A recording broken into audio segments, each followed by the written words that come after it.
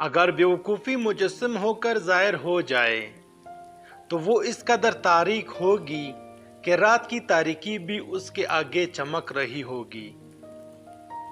اگر عقل مجسم ہو کر اپنا چہرہ ظاہر کر دے تو اس کے نور کے آگے دن کی روشنی ماند پڑ جائے، کیونکہ قلوب اولیاء کے انوار سورج کے انوار سے بمدارج افضل ہے۔ اے خواجہ، غرور اور سرداری کے شوق سے باز آؤ، کوئی سردار تلاش کرو، سرداری کی خواہش نہ کرو، مرشد تلاش کرو، خود باکمال ہونے کے مدعی نہ بنو۔ دنیا میں عام بے آرامی اس لیے ہے کہ روح کو آخرت کے متوقع آرام کا احساس ہوتا ہے۔ اے عزیز، بوڑھا وہ شخص ہے جو عقل کا بوڑھا یعنی بزرگ ہو، نہ کہ داڑھی اور سر کے بالوں کی سفیدی والا۔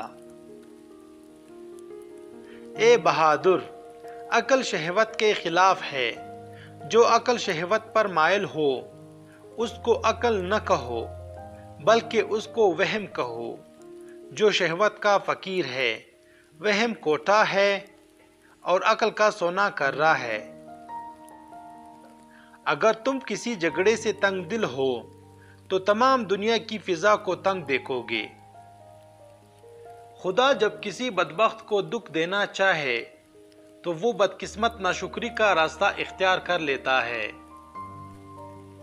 جو شخص نیک اور ہوش سے آزاد ہو وہی اصل بادشاہ ہے، نہ کہ وہ جو حرص و شہوت اور تن پروری کا بندہ ہو۔ دیکھو، شیطان نے شراب نہیں پی ہوئی تھی، پھر وہ کیوں مست تھا؟ صرف غرور اور تکبر اور انکار سے مست تھا۔ شہوت کے سانپ کو ابتدا میں ہی مار ڈالو، ورنہ تیرا یہ سانپ کسی دن اژدہا بن جائے گا۔ جب تو کوئی غم دیکھے تو استغفار کر، غم اللہ تعالیٰ کے حکم سے آتا ہے، تو اپنے کام میں لگا رہے۔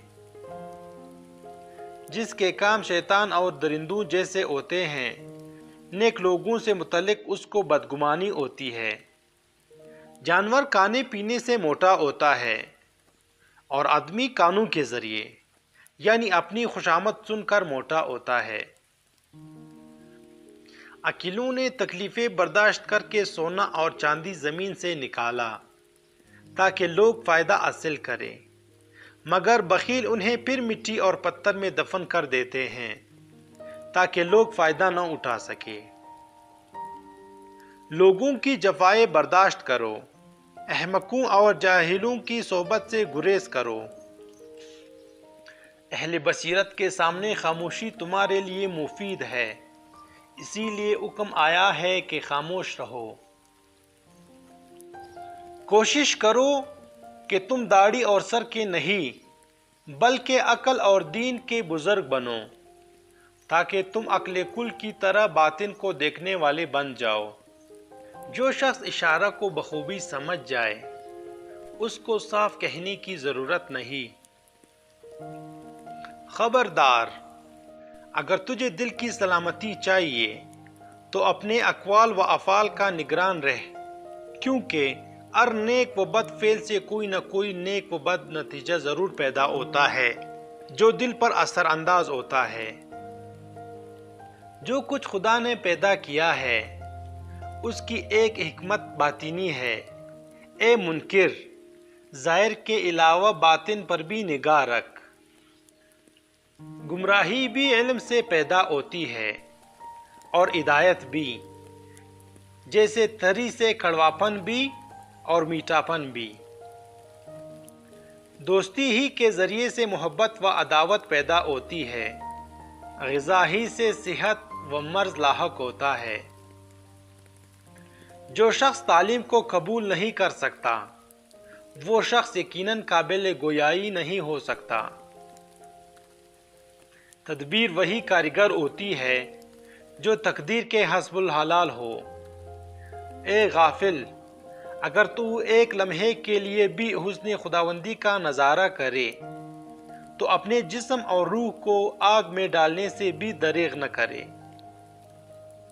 عقل حقیقی وہی ہے جو اپنے خالق سے فیضیاب ہو۔ جو عقل عطا کے اثر سے پیدا ہو وہ عقل ہی نہیں ہے۔ اگر ہر بےہودہ محض اپنی عقل کے ذریعے سے حقیقت کو پا لیتا تو اللہ تعالیٰ اتنے انبیاء علیہ السلام کائے کو بھیجتا۔